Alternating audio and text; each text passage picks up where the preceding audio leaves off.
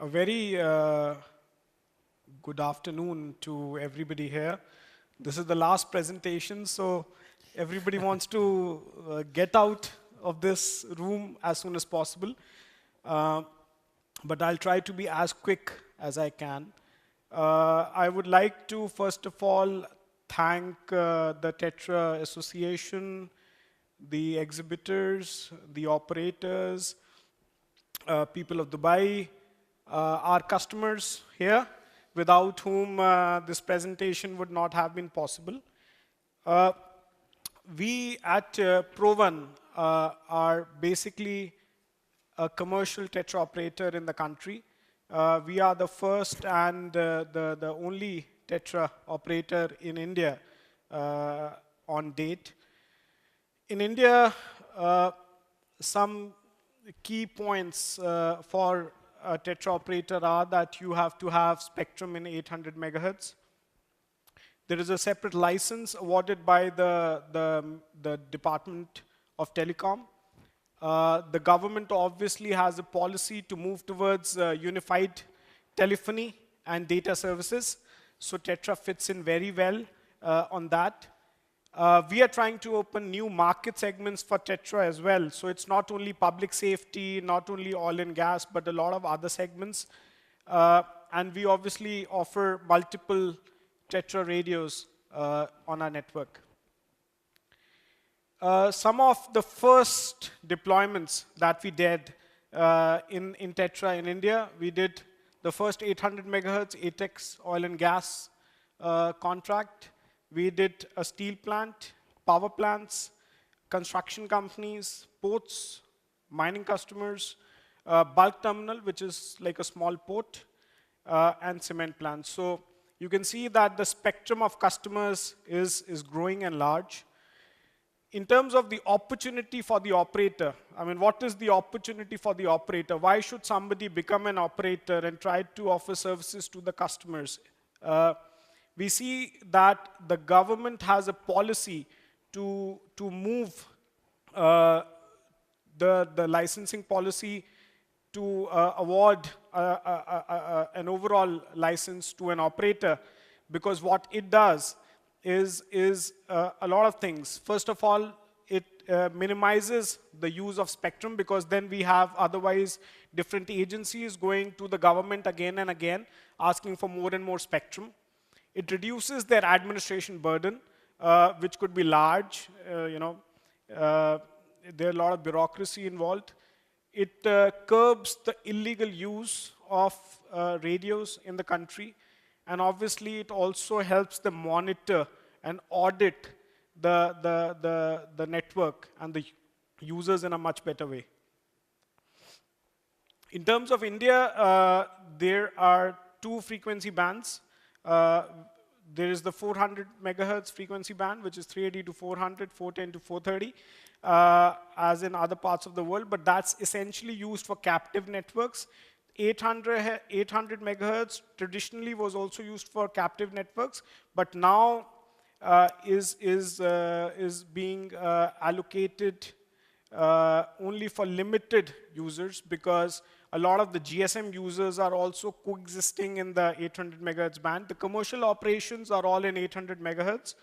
Obviously, the advantage that 800 megahertz also gives is the fact that it has better penetration and more reliable coverage in terms of dense metallic structures, a lot of non-line of sight conditions, so that in an industrial plant, in a port, the coverage, the penetration is much better. Obviously, as an operator, the question always was that why should we go for TETRA and not any other technology? One of the fundamental reasons why we have, which we have been listening since the morning, is that it's an open platform which allows a lot of development, application development to be done. It's a very feature-rich technology. It's credible. There's a lot of reliability, so we can offer good SLAs to our customers over the network. And obviously, there is a wide range of terminals, which is a very, very important factor for any customer to use a mission critical network, there is a wide variety of radios which are available in TETRA today.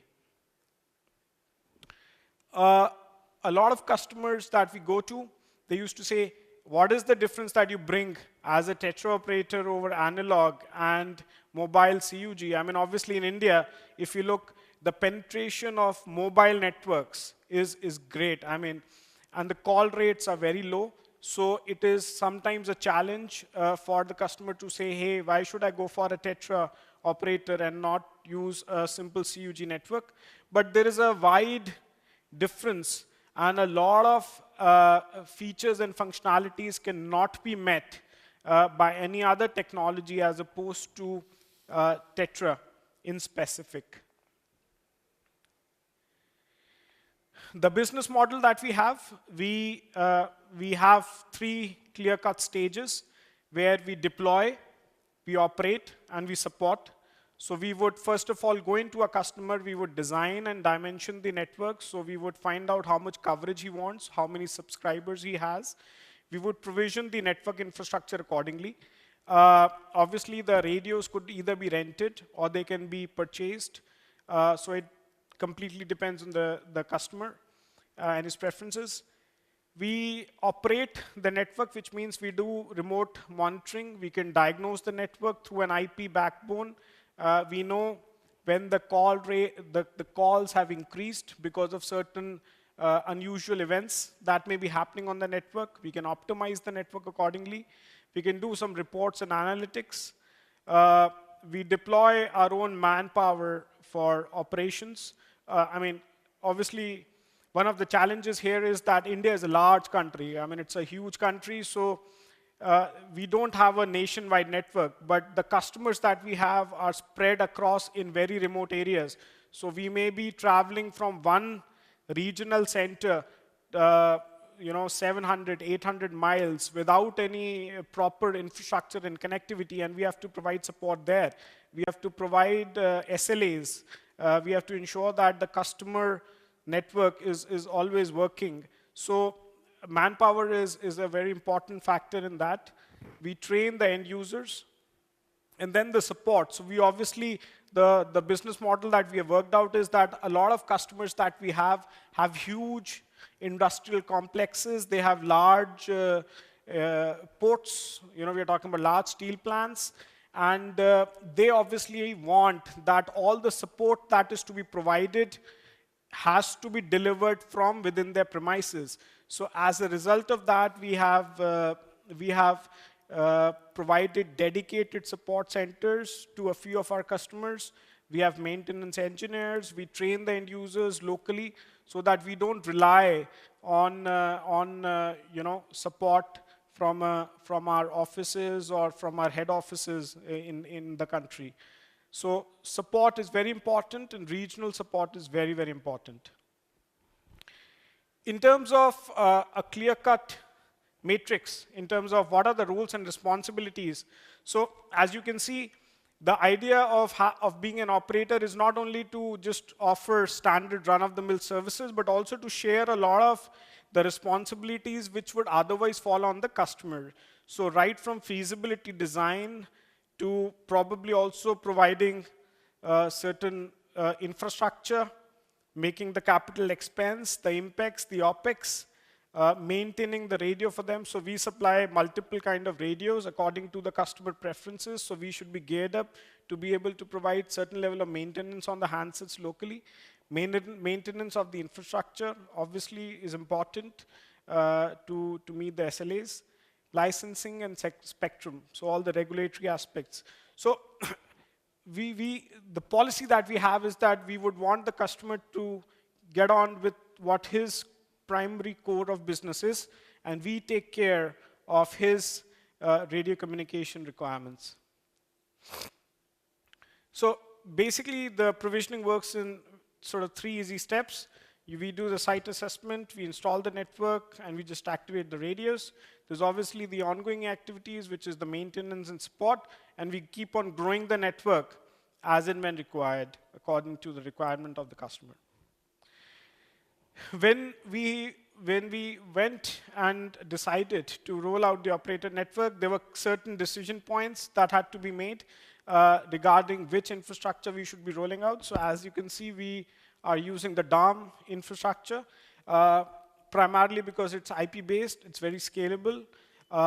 They have an outdoor installation, so we can just install a smart BTS, you know, on the tower itself. So we don't need a lot of space for installing the base station. It's very reliable. There's a very good credibility in terms of the operation of the product as such. We can remotely monitor and diagnose the system. It's very easy and modular to scale, so we just grow the network as we wish. There is no central point of failure in the network, so it's a distributed architecture. It's cost effective. We can do a lot of performance monitoring. I mean, I saw some presentations in the morning which spoke about live performance monitoring, and I think it's very important because we as an operator always feel the need to know that what is the coverage, what is the service that we are providing to our customers. So DAM base station, DAM networks provide the same. And we obviously have the flexibility to deploy control room application and gateway as required by the customer. This is a typical installation of how the DAM base station is installed. So we typically have the base station on top of the tower. We have the service box at the bottom. The products are there on the stand, so you can go have a look if you want. This is how we have typically installed, we install our base stations for the customers. So the other great thing is, as I was saying, obviously it's very scalable, so we can keep on adding more sites and keep on increasing the fragment, and we can connect various applications over an IP backbone. So it's pretty straightforward from a deployment perspective. In terms of where we are in the network, we have rolled out about 40 radio sites, and we keep on rolling them out. The network fragments, so obviously it's not one unified nationwide network. It's fragments connected together, depending on the size and the requirement of the customers. New radio sites can be added, as we want. Applications can be provisioned anywhere. Performance monitoring is being done. The network is very scalable, so we can go up to 1,000 sites, almost 1,000 organizations. We can have 10,000 profiles and approximately 150,000 subscribers. These are some of the services that we offer to the customers. So we have a basic set of basic services, as we call, and then we have the PBX services. So we offer these depending on the customer requirement. We also have a dispatcher application, which can be provisioned over an IP network. And this can be offered to a customer who would want to have an application in their own control room. We feel that it is very important for any mission-critical network to have a strong dispatch and control center. And with the increased security consciousness, workforce management capability, that the customers are asking for, the dispatcher is certainly a very, very important tool in productivity, in increasing productivity, security in any of our customer premises.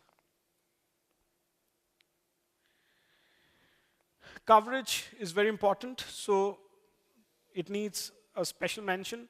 We obviously use outdoor and indoor base stations, but what we also do is that one of our customers says, hey, I need to cover underground tunnels, right? Which is effectively like a maze of 2 kilometers. So what are you going to do about it? So what we do is that we install repeaters to ensure that coverage is delivered in areas where it may not be very important in a normal circumstances, in a usual working of a plant, but it may be very important when we do servicing and maintenance. So we provide coverage in a lot of underground cellars, etc. We also design networks in a way where a lot of vertical integration is required. So for example, you may have a railway yard next to a coal mine, which is next to a water reservoir, which has got a township where people live, which is next to a power plant. So all of that needs to be covered. So it's not only about just delivering communication to that particular area at this point of time, but also doing a lot of backward integration. We also have a feedback that there is a level of reporting and analytics that has to be delivered to the customer. So we are currently working on delivering an automatic reporting and analytic tool for our customers, which will allow us to send them data, sample data records such as this, wherein they know how many group calls happened in a day, how many telephony calls happened, what was the channel utilization, what was the number of faults that happened in the network in the day, so that there is a very transparent relationship between us as an operator and our customer, who obviously relies very heavily on us to provision his radio comms. In terms of applications, we obviously offer integration to public address whenever and wherever required. So we are working with companies like Bosch, for example, to be able to do that. SCADA, telephony, dispatchers, and voice logging. Another part of our provisioning services to the user is also the radio terminals, because that is essentially what goes in the hand of each and every personnel who is there delivering his day-to-day work, achieving his target, working in hazardous conditions in some cases, and therefore we use specialized terminals. You can obviously go out there and look at the exhibition that every OEM is trying to develop newer radios to be able to satisfy the customer requirements. But at the same time, we sometimes come across customers who say, I have got a very customized requirement. For example, cranes, our experience is that cranes, you cannot have communication, using the standard fist microphones, etc. So you need hands-free communication there. We also come across situations where you need noise reduction handsets. So we integrate this and offer it to our customers as a complete solution. Another thing which is very important is that in a lot of industries that we come across, they do not allow cell phones anymore because A, they have cameras, which is a security threat, and B, it also distracts a lot of people, from doing what they are doing, and it can potentially become a security hazard. So our infrastructure is geared up to essentially replace the use of cellular phones with TETRA, so that they can use TETRA handsets to make telephony calls across themselves. Finally, coming to the final part of my presentation, which is what is the value proposition that we are trying to deliver to our customers, because that is ultimately very important. So as you can see, in a specialized network for a customer who has very specific requirements, there has to be a lot of detailed design that has to go into the network. The deployment has to be carefully thought. The operation has to be hassle-free. You have to deliver a very comprehensive maintenance and support. The SLAs have to be met, because otherwise the customer may have a loss of productivity, which is not good. There is regular upgrades that need to be done. You have to increase the cost effectiveness. In the morning, I had a panel discussion where this question was asked. So obviously, India being very price sensitive, you have to be very cost effective. You have to improve efficiency and ensure that the customers can operate, can do their core operations. The other benefit to the customers is that this is the operator. A TETRA operator is a very reliable and proven model now. We have seen a lot of operators, around the world. It reduces the capex burden on them. It is competitive in the longer run from an OpEx perspective also. There is no responsibility of system maintenance, a tedious procurement process, quality of service, fast provisioning of services. It allows multi-tenancy that can happen. And we usually co-locate our network with the customer infrastructure, so that he doesn't worry about the fact that, a public network may go down and he may have disruptions. Benefit to the customer, it's an open standard. So TETRA being an open standard ensures that different radio terminals for his diverse requirements can be met. Cost benefit to the customer as we go along the way. Better support by increasing competition. And most up-to-date products are available to the customer. So that brings me to the end of my presentation. I've got 10 seconds there, so I'm on time. And I would like to thank you very much for attending this conference. Any questions to Devdarsh? I don't think there will be any at this point. Yeah, yes, we have a question.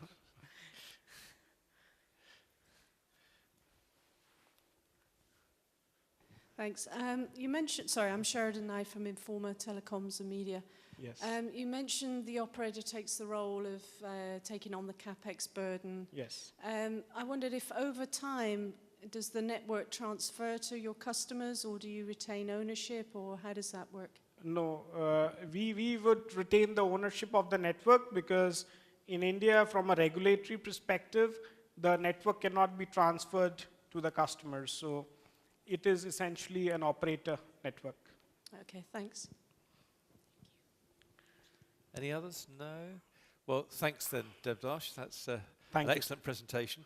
I must say, I like this kind of model. I think it works extremely well because it does insulate the customer from risk. Yes. He may have to pay for it, of course, but nevertheless, it's your responsibility to make sure he's provided with a service, and I think that's extremely valid way of going forward. Anyway, thank you. Thank you.